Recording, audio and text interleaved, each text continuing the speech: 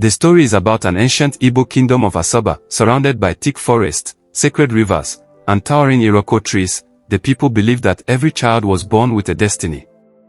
But there was one thing they feared more than death. A child who was born carrying the eyes of a leopard. In the peaceful village of Asaba, there lived a respected farmer named Okechukwu and his wife, Adaku. They were kind, hardworking people who had waited many years for a child. One night, during a violent thunderstorm, Adaku went into labor. The village women gathered around her hut. Outside, the wind howled through the palm trees, while distant thunder shook the earth. Then suddenly, the baby cried. The women smiled with relief. But the oldest midwife, Chioma, lifted the child toward the firelight. Her smile disappeared. She stared into the baby's face. The child had golden eyes with black pupils. Eyes like a leopard. Chioma dropped the cloth in her hands. She whispered, "Do not let the father see him." But it was already too late. Okechukwu entered the hut. The moment he looked into his son's eyes, his face turned pale. He knew those eyes. Years earlier, his own grandfather had told him a forbidden story about a powerful spirit called the Leopard Guardian. According to the legend, many generations ago, a powerful hunter named Adaku entered the sacred forest and killed a mystical leopard that protected the kingdom. Before the leopard died, it placed a curse upon Adaku's bloodline. It declared that one day, a child would be born with the eyes of the leopard. And when that child reached maturity, the curse would awaken. The kingdom would suffer. The elders had searched for generations, hoping the cursed child would never be born. Now the child was lying in Okechukwu's arms. His name was Chukwudi. For the first few years, Chukwudi seemed like an ordinary boy. He laughed. He played beside the village stream.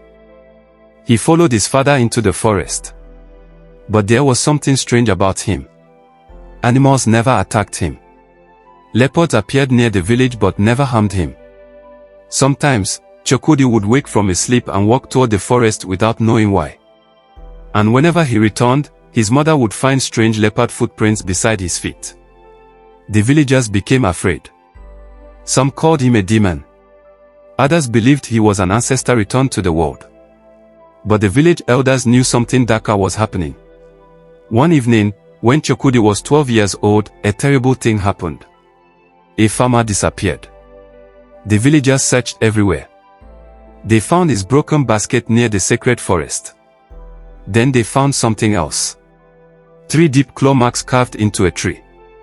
Fear spread through Asaba.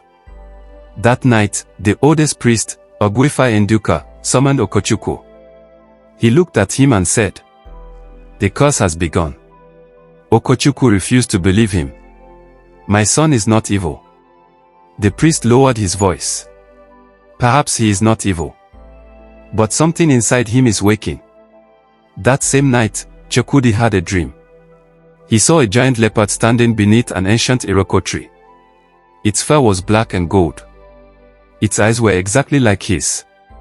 The leopard spoke. "Your blood belongs to me." Chukwudi woke up screaming. His mother rushed into the room. But before she could reach him, his eyes changed. For a few seconds, they became completely golden. Then everything returned to normal. Chukwudi whispered, "Mother, the leopard is calling me." Adaku held him tightly. But deep inside her heart, she knew the truth. The time had come. The following night, Chukwudi disappeared. His parents searched through the village until they reached the edge of the sacred forest. There, beneath the ancient iroko tree, they found him standing completely still. In front of him was a massive leopard. But it was not an ordinary animal. Its body shimmered like smoke. Its eyes burned like fire. Okechukwu raised his farming spear. "Stay away from my son." The leopard slowly turned toward him. Then it spoke. "Your family broke the ancient covenant." Okechukwu froze. The leopard continued. "Your ancestor killed my guardian. His bloodline was cursed. But the curse was never meant to destroy your kingdom." Okechukwu stared in confusion. "What does it want?" The leopard looked at Chukwudi. It wants a debt to be paid. Then the earth began to shake. Trees trembled. Birds flew from the branches. The sacred river suddenly turned dark. The leopard disappeared into the forest. Chukwudi collapsed. When he woke, his eyes were normal again. But the kingdom had changed. The crops began to die. Children became sick. Animals fled from the villages. And every night, villagers heard a leopard roaring from deep inside the forest. The king became desperate. He ordered the warriors to enter the forest and kill the beast. But none of them returned. Then Chukwudi stepped forward. "I will go." His father refused. "No." But Chukwudi looked at him. "If I am the reason the kingdom is suffering, then I must find the truth." With a carved wooden staff in his hand, a traditional woven wrapper around his waist, and his father's protective charm around his neck, Chukwudi entered the sacred forest. The deeper he walked, the darker the forest became. Then he reached a hidden clearing. There stood an ancient stone shrine covered with vines. At its center was a broken leopard statue. Chukwudi touched it. Suddenly, visions filled his mind. He saw his ancestor Oduka. He saw the sacred leopard. And he saw the truth. Oduka had not killed the leopard because it attacked him. He had killed it because he wanted the sacred gold hidden beneath the shrine. The curse had been born from greed. Chukwudi fell to his knees. He finally understood. The leopard did not want revenge. It wanted justice. At that moment, the spirit leopard appeared again. "You carry the blood of the man who betrayed the forest," it said. Chukwudi lowered his head. "What must I do?" "Return what was stolen." "But the gold is gone." The leopard stared into his eyes. "No. It is inside the kingdom." Chukwudi returned to the village and confronted the king. He discovered that the royal palace had been built over the ancient shrine. The kingdom's wealth had come from the sacred gold stolen generations ago. The king was shocked. The elders were terrified. The only way to break the curse was to return the gold to the sacred forest. But there was one problem. The gold had become the foundation of the royal throne. The king refused. "If we destroy the throne, the kingdom will lose its wealth." Chukwudi looked at him. "If we keep the gold, the kingdom will lose its soul." The king finally understood. The throne was broken apart. The sacred gold was gathered and carried into the forest. Chukwudi placed it beneath the ancient iroko tree. For a moment, nothing happened. Then the ground shook. A powerful wind swept through the forest. The spirit leopard appeared one final time. It looked at Chukwudi. "You have ended what your ancestor began."